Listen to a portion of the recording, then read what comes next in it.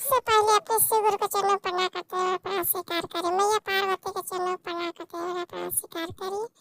साहब या साहब दीदी के चरणों पर प्रणाम करते हुए मेरा प्रणाम स्वीकार करिए। सभी गुरुवान गुरु भाइयों के चरणों पर प्रणाम करते मेरा प्रणाम स्वीकार करिए।